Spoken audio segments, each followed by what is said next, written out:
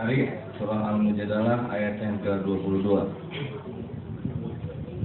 Ibu-ibu, udah hafalannya? Oke, siap. Kita akan mainkan surah Al-Mujadalah ayat ke-22. Assalamualaikum warahmatullahi wabarakatuh.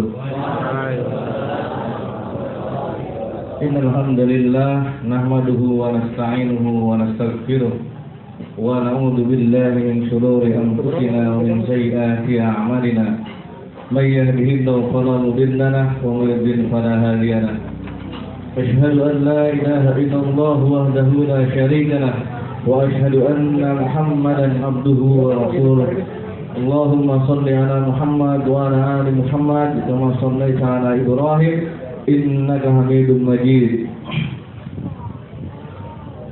فقال الله تعالى في كتابه العزيز أعوذ بالله من الشيطان الرجيم بسم الله الرحمن الرحيم لا تجدوا قوما يؤمنون بالله واليوم الآخر يوادون من حاد الله ورسوله ولو كانوا آباءهم أو أبناءهم أو إخوانهم أو عشيرتهم أولئك كتب في قلوبهم الإيمان وأيدهم بروح منه ويدخلهم جنات تجري من تحتها الأنهار خالدين فيها رضي الله عنهم ورضوا عنه أولئك حزب الله ألا إن حزب الله هم المفلحون.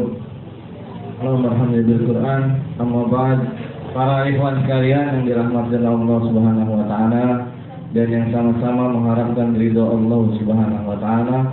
Bersyukur pagi hari ini kita dapat bertemu kembali, dapat bermuajahah kembali di dalam majelis yang insya Allah penuh dengan keberkahan, penuh dengan rahmat Allah Subhanahu wa taala.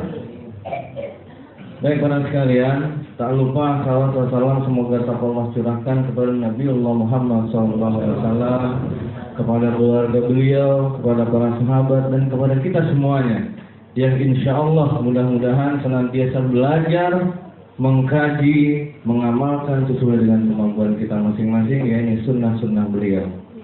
Para sekalian, mungkin para sekalian pernah menghafal ini ya, ayat ini ya. Masih ada yang hafal nggak nih? Masih ada yang hafal nggak surat Al-Mujadalah ayat ke-22 ini?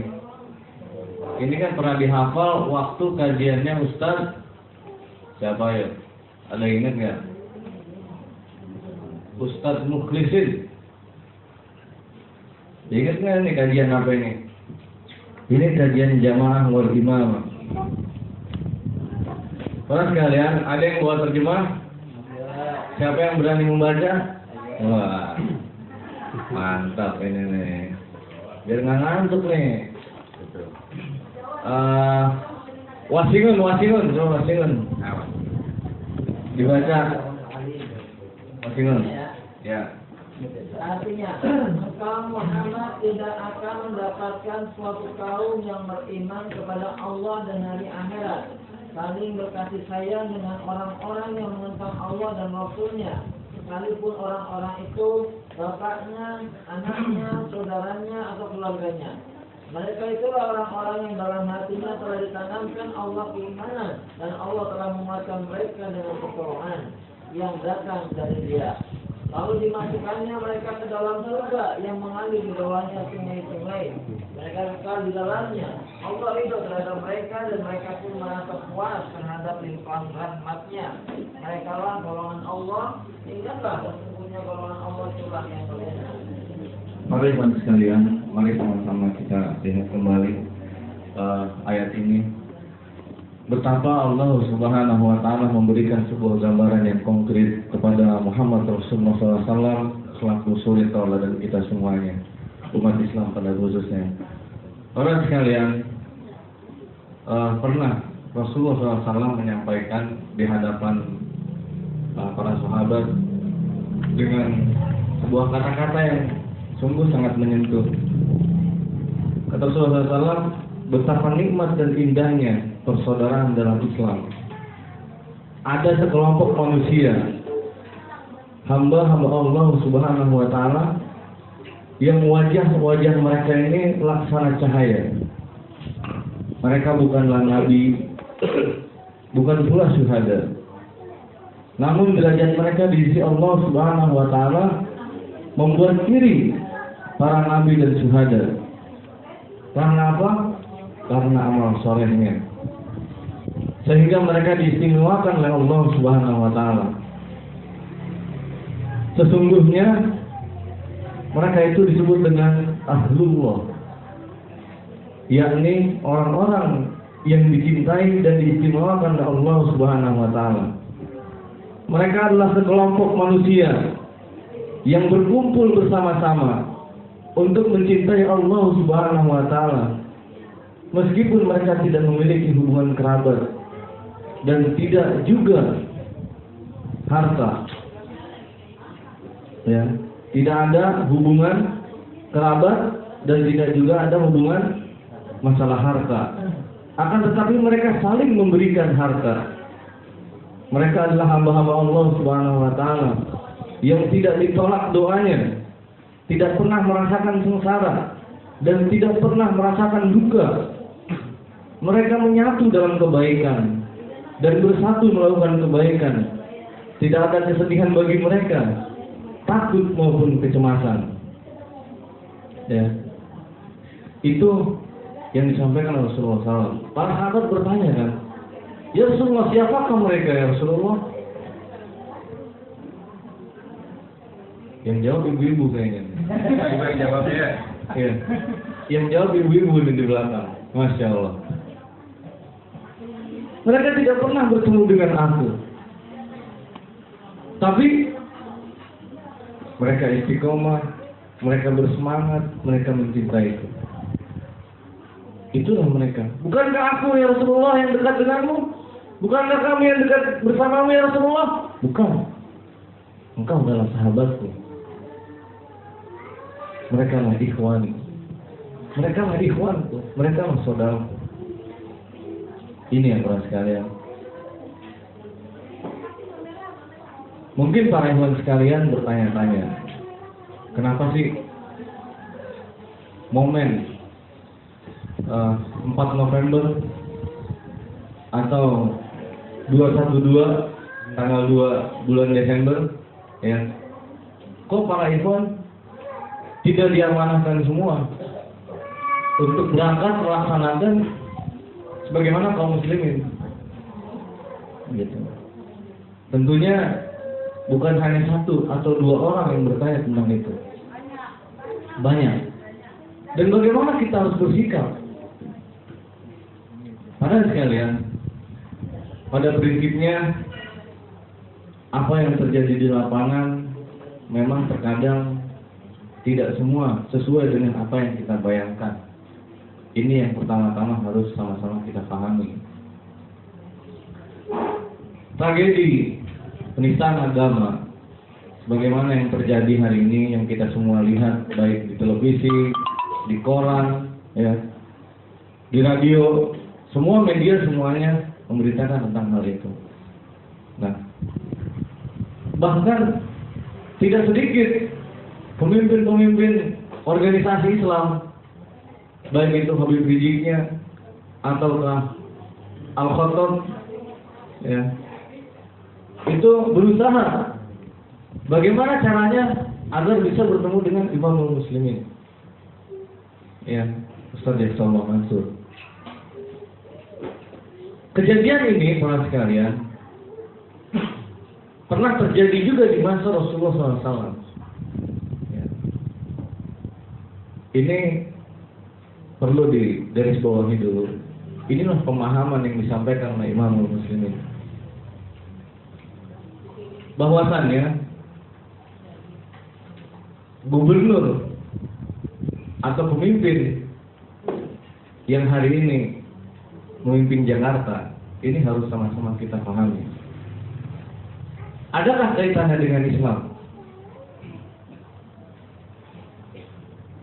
Ada yang bisa jawab? Adakah kaitannya dengan Islam? Ya, pemimpin gubernur. Tidak ada. Pemimpin gubernur yang memimpin DKI atau Indonesia yang memimpin NKRI yang di presiden, ada nggak kaitannya dengan Islam? Ya, satu sisi dijawab ada, satu sisi dijawab enggak. Inilah yang harus kita sama-sama pecahkan. Akhirnya Imamul Muslimin menyatakan kita harus menjadi penengah. Jadilah ummatan wasaton. Kita tidak terlampau jauh, hanyut dengan arus. Ya, karena kan kita sebagai bagaikan air juga. Muslimin itu bagaikan air, mengalir. Ditahan di bendung, ada celah pasti bisa masuk. Gitu. Ya. Satu sisi kita tidak boleh terlampau jauh dengan arus air yang sangat kuat. Islam pasti ada kaitannya dengan kepemimpinan negara Republik Indonesia atau NKRI atau presiden. Oke, nggak ada masalah. Karena memang perjuangan menegakkan syariat Islam hari ini sudah menjadi sunnatullah melewati sebuah negara. Yang memimpin negara ini siapa? Presiden. Yang memimpin provinsi siapa? Gubernur. Nah, artinya itu sebatas pemimpin kita sebagai yang memimpin negara. Itu dulu yang kita pahami orang sekalian. Nah, ketika kita kembali kepada Islam, kembali orang sekalian kepada akidah tauhid kita, yang memimpin akidah Islam.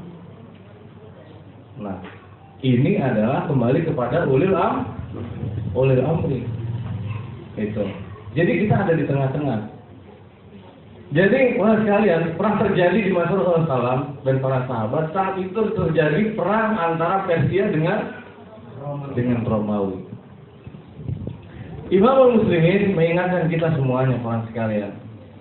Yang namanya presiden, yang namanya gubernur, itu tidak hanya memimpin umat Islam. Karena qadarullah, ya para sekalian, yang namanya sebuah provinsi, yang namanya sebuah negara ini memang hari ini sudah terjadi. Ada agama apa dia?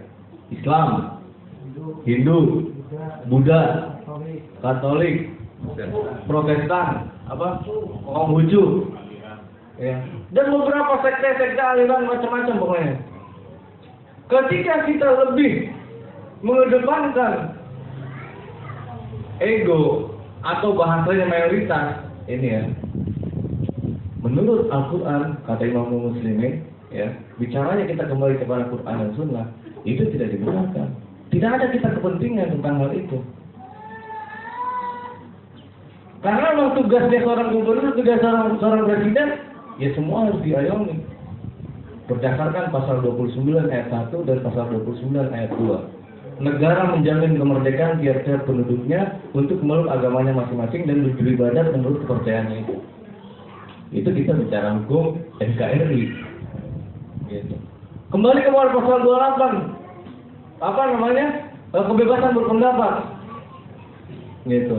Berpendapat baik secara lisan maupun secara tulisan, ya, semuanya diatur dengan undang-undang. Itu kita bicara masalah NKRI. Tapi ketika kita kembali mengedepankan bahasa mayoritas tadi, ini khusus internal jamaah harus sama-sama memahami kenapa kita tidak turun. Gitu. Tapi pun kita tidak boleh cuek, tidak boleh membiarkan. Nah, ini bahasanya luar biasa. Enggak boleh membiarkan. Tapi kita harus peduli. Tetap kita harus memperhatikan bagaimana kondisi muslimin hari ini. Dan terbukti, para sekalian, Rasulullah SAW kembali, ya. Kenapa kami kembalikan kepada Rasulullah SAW? Imam Malik mengingatkan kita semuanya, para sekalian. La yakunu amri hadhil ummah illa bima sawbiha aw ghaliba. Enggak akan sukses ngurus generasi sekarang kalau enggak dikembalikan kepada generasi awal. Nah, ketika terjadi perang Persia dengan Romawi, ada yang tahu kecenderungan Muhammad Rasulullah SAW dan para sahabat saat itu lebih kemana? Romawi. Alasannya apa? Sesama agama Samawi. Kalau Persia menyembah api. Jadi kemungkinan untuk kembali menyembah kepada Allah Subhanahu wa taala lebih tinggi yang mana? Romawi. Tapi Rasulullah SAW dan para sahabat pun saat itu bukan berarti dia harus mengirimkan pasukan. Ini teman sekalian yang kami sebut sebagai umatan wasaton, umat yang pertengahan. Kita bukan 1-2. Bekasi kemarin diterjunkan 13 orang. Ya. Itu. Kalau kita kembali kepada surah Al-Anfal ayat 60 sampai ke 66, para sekalian, itu filosofinya sangat mendalam. Gitu. Tim ukhuwah 10 orang, ditambah Pak Ilham, ditambah Adit, ditambah Pak Omanto. Ini para sekalian. Itu pun semuanya berdasarkan amanah. Ya. Enggak jalan masing-masing. Nah, ini kembali kepada apa? Al-Quran dan As-Sunnah. Sehingga para sekalian semuanya bisa menjawab. Oh iya, ketika kami menghadapi persoalan di lapangan seperti itu, kita harus bisa menempatkan diri kita. Tidak terus kita mengatakan, aduh, saya mau anti dengan politik. Oh, itu salah. Enggak bisa. Yang ada kita benturan dengan masyarakat. Ini para sekalian. Jadi para ikhwan sekalian harus bisa menempatkan dirinya, ya, kita nih, terutama nih yang pada ngaji, sebagai umatan wasaton. Jangan pernah kita menjustifikasi antara muslim satu dengan muslim yang lain. La yarmi bil fusuki wa la yarmi bil kufur. Itu udah jelas. Bahkan di lapangan, jujur demi Allah orang sekalian, kami sangat merasakan bagaimana keharuan, bagaimana kesedihan, bagaimana luapan rasa yang tidak bisa diungkapkan dengan kata-kata orang sekalian. Mungkin nanti para ikhwan sekalian bisa sama-sama mendengarkan cerita dari para ikhwan yang lain yang sama-sama turun ya Pak. Gitu. Mau berangkat, ya luar biasa orang sekalian. Yang namanya makanan, yang namanya minuman, yang namanya uang, itu sedikit aja para sekalian. Mau berangkat, sudah ada yang menguatkan. Di jalan, begitu hujan deras, kita minggir. Mau beli jas hujan niatnya. Ya, mampir kita ke Alfa. Di Alfa itu nggak jualan jas hujan, orang sekalian. Akhirnya, kita beli minum. Begitu kita beli minum, hanya 10 botol, karena tim kita hanya 10. Keluar dari Alfa, kita bagi-bagi minumnya itu. Tiba-tiba ada bapak-bapak keluar dari Alfa juga, perasaan. Ini yang disebut dengan surah Al-Mujadalah. Kita nggak pernah merasakan kenal dengan mereka, bukan bapak kita, bukan, ya masya Allah, bukan hubungan darah kita ya, hubungan yang disebut dengan hakikat persaudaraan, yaitu Islam. Dia dengan penuh rasa persaudaraan, tarik tangan kita, Pak, sebentar Pak, sini Pak. Bapak mau kemana? Saya mau ke Monas Pak. Ini Aqua 3 dus. Silahkan dimanfaatkan buat sarapan. Ini roti yang 10 ribuan itu di Alfa 2 kresek. Pak sekarang. Sambil dia minta maaf sama kita. Pak, maafin saya Pak ya. Saya nggak bisa berangkat. Saya nggak bisa berjuang, berjihad bersama saudara-saudara saya yang ada di sana. Karena saya PNS. Kalau saya ketahuan berdemo, saya bisa dipecat Pak. Dia bilang gitu. Subhanallah. Disitulah kita sampaikan doa adarakallahu fima aqaita barakallahu fima aqaita wa ja'alna tahuran bi rahmatika ya arhamar rahimin. Kita doakan gitu, dia sampai sedih Pak sekalian. Ya Pak, saya ini nggak bisa berangkat Pak, demi Allah Pak. Saya minta maaf dia bilang. Akhirnya apa? Dia keluarkan uang lagi dari dompetnya. Coba. Dikeluarkan lagi uang dari dompetnya, Pak. Ini tolong saya titip nanti buat makan siang, tolong dipegang. Dikasih lagi 300 ribu. mau berangkat sudah dikuatkan. Ada juga akhwat yang menguatkan juga. Di jalan qadarullah seperti itu juga. Sampai kami turun, ya, perjalanan dari mulai Senen sampai dengan ke Monas, itu yang namanya makanan, minuman, kita nggak pernah tahu mereka itu siapa. Halal, gratis, monggo silakan ambil. Itu. Mau nasi ayam, mau nasi uduk, mau nasi apa, semua macam roti, itu juga ada. Minuman, pokoknya semaunya. Itu para sekalian, itu bukti para sekalian. Allahu Akbar ya. Mudah-mudahan dengan apa yang hari ini kita rajut bersama dengan kehidupan berjamaah wal imamah dengan wadah Jamaatul Muslimin yang Hizbullah, semoga Allah Subhanahu wa taala turunkan rahmatnya sehingga apa yang kita usahakan Allah ridho, antum ridho, ana ridho, dan kita semuanya mendapatkan keridhaan dari hadapan Allah Subhanahu wa taala. Sekali lagi kami berharap kepada para sekalian untuk bisa sama-sama memahami. Jadi jangan pernah ada kata menjustifikasi, gitu. Jangan pernah bahasa ininya, ya bilang ke orang lah antum kafir, antum mubtadi, antum fasik, jangan gampang gitu. Ahlul bid'ah dan lain-lain jangan.